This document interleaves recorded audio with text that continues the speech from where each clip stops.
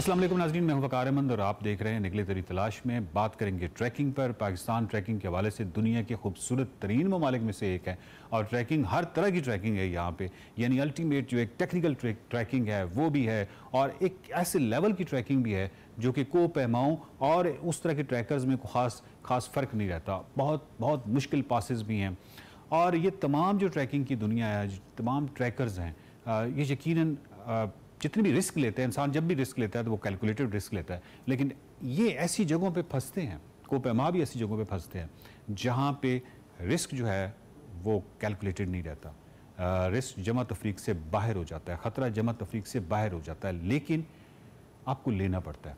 अगर वो आप ख़तरा नहीं लेते तो उस सूरत में हो सकता है कि उससे बड़ा ख़तरा हो। यानी इस तरह की चॉइसेस आती हैं कि आप अगर वो ख़तरा नहीं लेते तो हो सकता है कि 3 दिन की आपको मज़ीद ट्रैकिंग करनी पड़े उसी पॉइंट पे आने के लिए।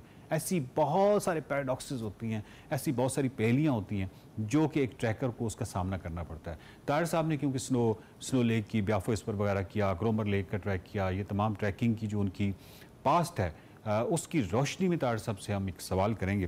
ताहिर साहब, जब आप अपने ट्रैकिंग वाले माजी को देखते हैं तो यकीनन ऐसे कई लम्हात आए होंगे जो कि ख़तरे से भरपूर होंगे और आपने वो ख़तरा लिया होगा या नहीं लिया होगा। इन दोनों सूरतों में जब आप माजी की तरफ देखते हैं अपनी ट्रैकिंग की ज़िंदगी के हवाले से, तो ऐसे कौन से लम्हात थे जो ख़तरात से भरपूर थे या जिनमें सबसे ज़्यादा ख़तरा आपको फ़ील हुआ? वकार, दरअसल बात ये है कि आप घर से जब बाहर कदम रखते हैं ना तो ख़तरा शुरू हो जाता है, और जब आप पहाड़ों में जाता है तो वो ख़तरा और ज़्यादा हो जाता है। ऊपर से पत्थर आ सकता है, कुछ भी हो सकता है। जब आप ट्रैकिंग पे जाते हैं तो you take it for granted कि ये रास्ते में कुछ भी हो सकता है, चाहे वो बिल्कुल प्लेन हो। आप कहीं फिसल सकते हैं, ये मतलब कुदरत की मेहरबानी होती कि आप चलते जाते हैं और मतलब नीचे दरिया है, बराल्डो बह रहा है, उसके किनारे पे आप चल रहे हैं, अगर फिसल गए तो यू आर गॉन देयर। चुनाचे बहुत सारे ऐसे इंसिडेंट नहीं कहता, रास्ते ऐसे आए जहाँ पे ऑलमोस्ट सर्टन डेथ थी और ज़ाहिर है कि हम बच गए, वरना हम यहाँ कहाँ होते। मसलन अब मेरे जहन में मुख्तलिफ आ रहे हैं, 8-10 आ रहे हैं, लेकिन 1-2 चीज़ें जो हैं वो मैं बयान कर। मसलन अब तो शायद पाइयों तक जाती जीप वगैरह, लेकिन एक ज़माना था कि पाइयों के ज़रा शॉर्ट एक जगह थी, ये फुटपाथ जा रहा, फुटपाथ से मुराद है वो रास्ता था, कच्चा था, और यूं वो नीचे होता है और वो फिसलना है रास्ता, मतलब है कि उसमें कंकर है और बिल्कुल नीचे बराल्डो है। उसको डेथ ड्रॉप कहते थे, उसका नाम ही डेथ ड्रॉप। और कहा जाता था कि हर साल इसमें कोई ना कोई गिरता है। और हमसे पिछले बरस वहाँ पे एक मज़दूर जो था, पोर्टर, वो गिरा और वो कहते हैं कि उसकी जो लाठी थी वो एक झाड़ी में रह गई और उसके बाद वो नीचे चला गया, वहीं उन्होंने फातिहा पढ़ ली।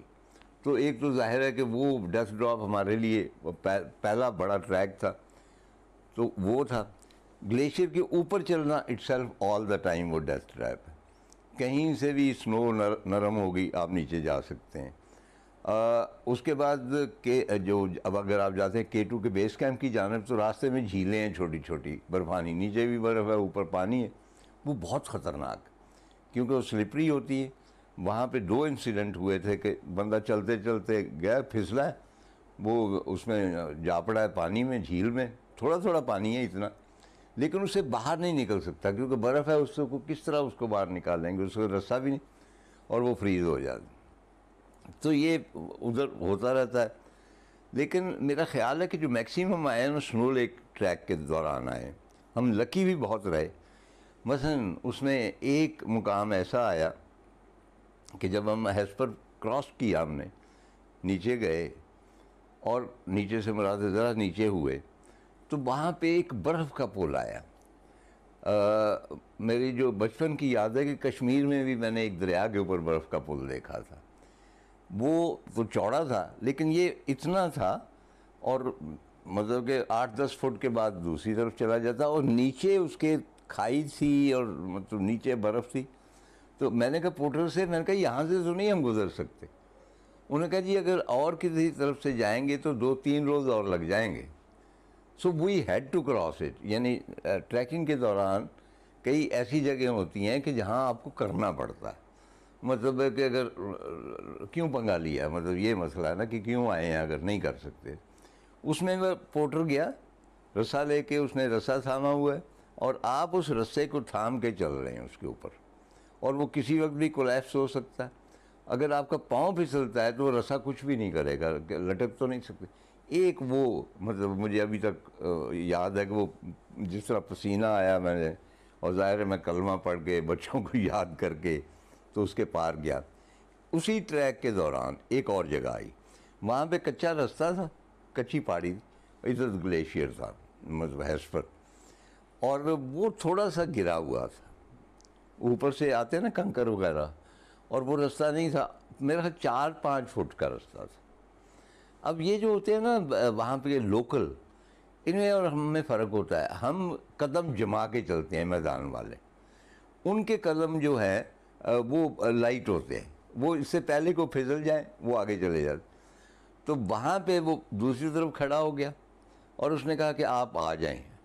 जब मैंने एक कदम आगे बढ़ाया तो मेरा पाँव नीचे जा रहा है, और एन लास्ट मोमेंट पे उसने मुझे पकड़ लिया और नीचे से गूंज आ रही है अजीबो गरीब। और उसके बाद हमारे 2 साथी जो थे उन्होंने कहा जी हम इसको क्रॉस नहीं करेंगे। तो कहने का मतलब ये है कि जो ही आप घर से कदम रखते हैं, मसलन एक जो मैं बाई रोड गया था यूरोप, 17 मुल्क घूम के आ गया, कुछ भी नहीं हुआ, खराश तक नहीं आई। लेकिन तब मैं लक्ष्मी मेंशन रहता था तो स्कूटर पे आ रहा था 2 दिन के बाद, ये 6-7 माह गुजारने के बाद बिल्कुल, और वहाँ से पीछे से किसी ने टक्कर मारी तो मैं एक ट्रक के अंदर चला गया, वहाँ ज़ख्मी होकर पड़ा रहा। कहने का मतलब ये है कि सारी नसीब की बात है, वो 6-7 माह कुछ नहीं हुआ, 17 मुल्कों में कुछ नहीं हुआ, और ऐन मेरे घर की खिड़की के नीचे हो गया। बहुत शुक्रिया तार साहब। इंसानी ज़िंदगी में जब भी आप यूजुअल पैटर्न से हटते हैं तो वही चीज़ें जो आपको याद रहती हैं। ट्रैकिंग एक जो रूटीन होती है आपकी लाइफ की, उससे हट जाने का नाम है। जब आप उससे हटते हैं तो वो, क्योंकि वो अनयूजुअल होता है, वो दिमाग के लिए एक सरप्राइज़ लिए होता है, तो आपको याद रह जाता है। और ज़िंदगी भी वही है जो आपको याद रह गई है। बाकी अनगिनत ज़िंदगी के दिन आपने गुजारे हैं, आपको याद नहीं है, वो ज़िंदगी नहीं थी। ट्रैकर अपनी ज़िंदगी में ऐसे लम्हात लेके आता है जो कि रहती उम्र तक, रहती ज़िंदगी तक उसके साथ रहते हैं। आप भी अपनी ज़िंदगी में ऐसे लम्हात का इजाफा करते रहिए। देखते रहिए निकले तेरी तलाश में।